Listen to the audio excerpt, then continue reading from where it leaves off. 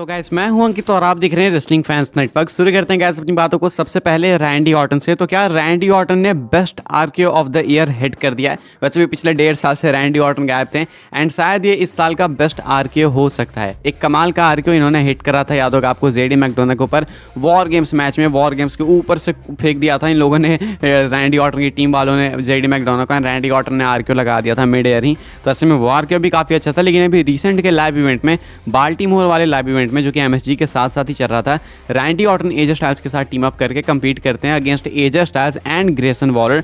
And ये आप लोग वीडियो फुटेज देख सकते हो, कमाल का आरकेओ भाई, कुछ टॉप के आरकेओज में से आएगा ये। ग्रेसन वॉलर रिंग के बाहर से ऐसे जंप लगा के आते हैं, गोल घूमते हैं एंड जैसे ही खड़े होते हैं रैंडी ऑर्टन लगा देते हैं आरकेओ। आप लोग वीडियो फुटेज देख सकते हो, कमाल का ये आरकेओ लगा। इंटरनेट के ऊपर काफ़ी ज़्यादा ये वीडियो वायरल है एंड लोग इसे best RKO of the year कह रहे हैं। हालांकि कॉम्पिटिशन तगड़ा है जेडी मैकडोना वाले आरकेओ के साथ, लेकिन अगर आप यहाँ पे देखोगे ना तो ये वाला आरकेओ थोड़ा ज़्यादा टफ है क्योंकि ये फुल मोमेंटम के साथ हुआ है। जेडी मैकडोना वाली चीज़ बिल्कुल प्रिपेयर्ड थी, रैंडी ऑर्टन को पता था कि भाई ये फेंकने वाला है, मुझे तैयार रहना है। लेकिन ये वाली जो चीज़ हुई है ना ग्रेसन वॉलर वाली, तो ये फॉर्स और भाई मेरे अकॉर्डिंग थोड़ी ज़्यादा प्रॉब्लमेटिक होगी रैंडी ऑर्टन के लिए एंड थोड़ी ज़्यादा जल्दबाजी वाली चीज़ होगी। लेकिन इसको भी परफेक्टली हिट करा रैंडी ऑर्टन ने and that is just awesome. तो भाई ये एक आरकेओ था, क्या थॉट से कमेंट करके बताना। अभी भी आरकेओ भाई ना कुछ ग्रेटेस्ट रेसलिंग मूव्स में से एक है, देख के ही मजा आ जाता है। मतलब मैक्सिमम लोगों का फेवरेट मूव होता है ये, मेरा भी फेवरेट मूव है। आपका वैसे फेवरेट मूव क्या है ना, कमेंट करके बता देना, मैं कमेंट अपना पिन कर दूंगा, उसके नीचे भी चाहो तो बता सकते हो।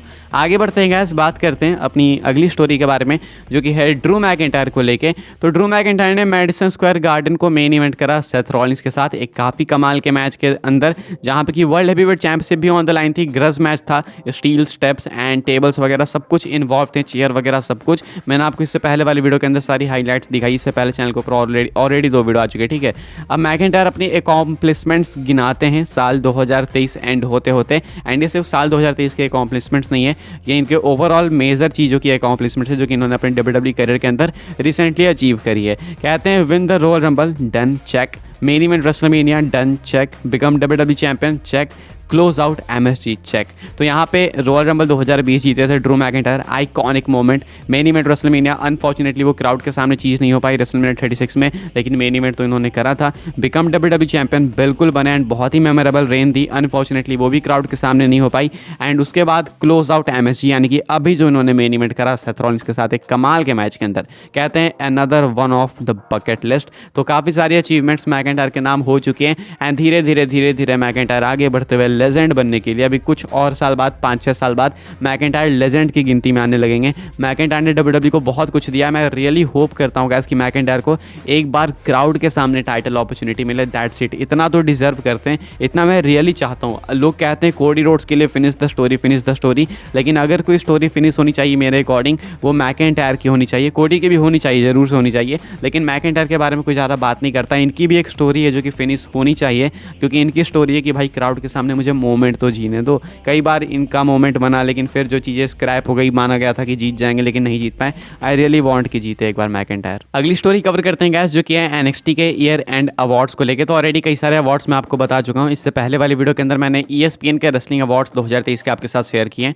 तो कोडी रोड्स बन चुके हैं वहाँ पे रेसलर ऑफ द ईयर, वो भी जाके चेकआउट करना। या आप लोग देख ही सकते हो अपनी स्क्रीन के ऊपर, male superstar of the year Ilja Dragunov NXT के ईयर एंड अवार्ड्स में इनको क्राउन करा गया है। इसके बाद अगर हम लोग देखेंगे female superstar of the year, तो यहाँ पे जो नाम है वो है टिफनी स्ट्रैटन का, एंड आई थिंक दोनों ही डिजर्विंग है। Currently male superstar of the year में अगर इलिया ड्रैगन है तो मेरे हिसाब से उन्होंने बहुत अच्छा परफॉर्म करा भी, इस साल में हाइप भी इनके अराउंड थी।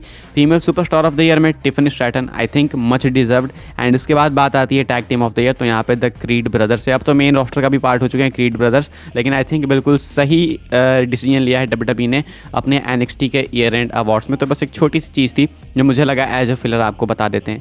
आगे बढ़ते हैं गाइस, बात करते हैं अगली स्टोरी के बारे में जो कि है best in the world CM पंक को लेके। तो मैडिसन स्क्वायर गार्डन वाले लाइव इवेंट में compete कर लिया CM पंक ने, जीत भी लिया मैच को एंड पहला मैच था उनका लगभग 9-10 साल बाद एक WWE रिंग के अंदर। अब CM पंक ने सब कुछ अच्छे से कर दिया, लेकिन एक चीज़ फैंस ने नोट करी कि CM पंक अपने डिज़ाइनर ट्रंक्स नहीं पहने हुए थे, यानी उनकी जो डिज़ाइनर चड्डी है वो उन्होंने नहीं पहनी थी। क्यों, इसके पीछे का क्या रीज़न है, लोगों ने पॉइंट आउट करा। तो मैं आपको बता दूं, ये बात तो बिल्कुल सही है कि कहीं से भी डिज़ाइनर चड्डी नहीं थी CM पंक की, बिल्कुल नॉर्मल वाली थी। बट ऐसा है क्यों? इसके ऊपर जो है कमेंट आता है एल्बो की तरफ से, एल्बो इनका नाम है, रसल प्यूरिस्ट वाले कहते हैं they're gonna be plain, the gear he ordered doesn't fit and has to wear generic replacement gear. तो कह रहे हैं कि ये इन्होंने कमेंट करा था शो से पहले, कह रहे थे कि उनके जो ट्रंक्स होंगे ना वो प्लेन होने वाले हैं, क्योंकि उन्होंने सीएम पंक ने जो गियर ऑर्डर करा था वो आ तो गया था, वो डिज़ाइनर ही था, लेकिन वो फिट नहीं बैठा सीएम पंक को। सो इस वजह से बिकॉज वो फिट नहीं बैठा तो सीएम पंक को एक जेनरिक रिप्लेसमेंट कहीं से ढूंढ के लाना पड़ा एंड वही पहन लिया इन्होंने। यानी कि ये इनका गियर नहीं था, ओरिजिनली प्लान ये गियर नहीं था, कुछ और प्लान था, लेकिन वो चीज़ फिट नहीं हो पाई। यानी कि ऐसा नहीं है कि आपको हमेशा WWE प्रोग्रामिंग पे जब भी रसल करेंगे सीएम पंक तो इसी ट्रंक्स के साथ देखने को मिलेंगे, ऐसा बिल्कुल नहीं है। वो फिटिंग होगी एंड उसके बाद सीएम पंक नए ट्रंक्स में आपको देखने को मिलेंगे, यानी कि डिज़ाइनर ट्रंक्स में। ऐसा नहीं है कि बिल्कुल सिंपल है, ये बस एक इस लाइव इवेंट के लिए था, क्योंकि सीएम पंक को उनकी ट्रंक्स फिट नहीं आई थी, तो पता नहीं शायद रैंडी ऑर्टन की पहन ली। बाकी गाइस आगे बढ़ते हैं, बात करते हैं अपनी अगली स्टोरी के बारे में एंड इस पर थोड़ा सा ज़्यादा गौर करेंगे हम लोग क्रिस जेरिको फौजी को लेकर। तो क्रिस जेरिको क्या कोशिश कर रहे हैं WWE में आने की? अपडेट एग्जैक्टली ये है तो नहीं, लेकिन मुझे ऐसा लगता है, ठीक है। मैं आपको पहले अपडेट बताता हूँ एंड देन अपने ओपिनियंस बताता हूँ।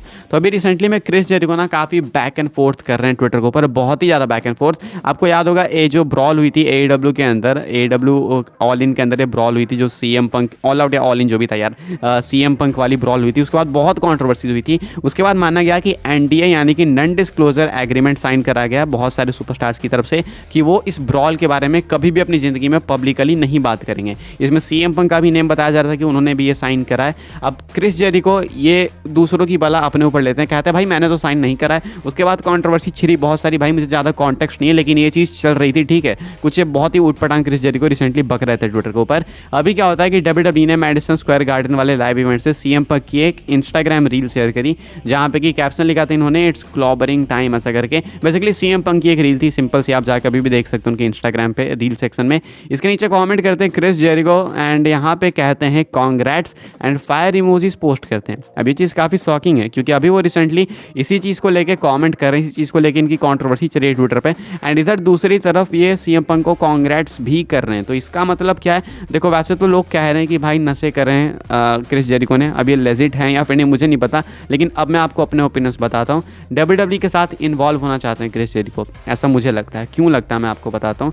सीन कुछ ऐसा है कि AEW की कंडीशन अब है नहीं अच्छी, चाहे कितना भी कोई भी डिफेंड कर ले। AEW 2019, 20, 21 में जितने पीक पे थी, 2022 के बाद वो AEW नहीं रही है। ट्रिपल एच जब से कंट्रोल के अंदर आए उन्होंने AEW को अच्छे से मसल दिया है, टोनी खान की दिक्कतें बढ़ गई है। अब ऐसे में कई सारे सुपरस्टार्स AEW के कॉन्ट्रैक्ट से बाहर निकलना चाहते हैं। दिक्कत यहाँ पे है ना कि बहुत सारे मेजर सुपरस्टार्स ने लंबे कॉन्ट्रैक्ट साइन करके रखे हैं। सीएम पंक ऑलरेडी एक लंबे कॉन्ट्रैक्ट के अंदर थे, लेकिन उन्होंने क्या रास्ता ढूंढा AEW से निकलने का? ब्रॉल करके। इससे पहले वो ट्रिपल एच से मिले थे मंडे नाइट रॉ में बैकस्टेज जाके, तो इससे आपको पता चल जाना चाहिए कि जानबूझ के करी गई चीज़ थी, जानबूझ के इन्होंने करा था ब्रॉल इंटेंशनली एंड उसके बाद अपने कॉन्ट्रैक्ट से बाहर निकलने का यही एक उन्होंने रास्ता ढूंढा था सीएम पंक ने एंड उस रास्ते के जरिए वो निकल गए। अगर वो रास्ता नहीं ढूंढते तो पूरा कॉन्ट्रैक्ट उनको खत्म करना पड़ता, जब तक काफ़ी लेट हो गया रहता।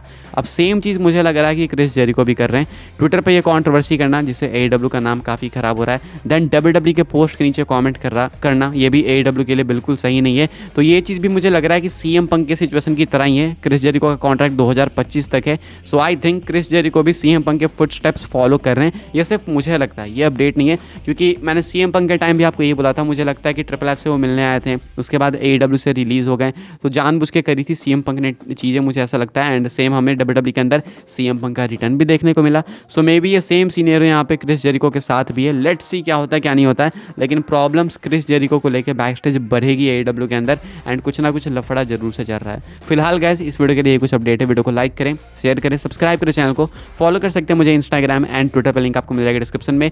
ज्वाइन कर सकते हैं व्हाट्सएप चैनल को, उसके भी लिंक है डिस्क्रिप्शन में। मिलता है अपने नेक्स्ट ऑफर काफ़ी इंटरेस्टिंग वीडियो में।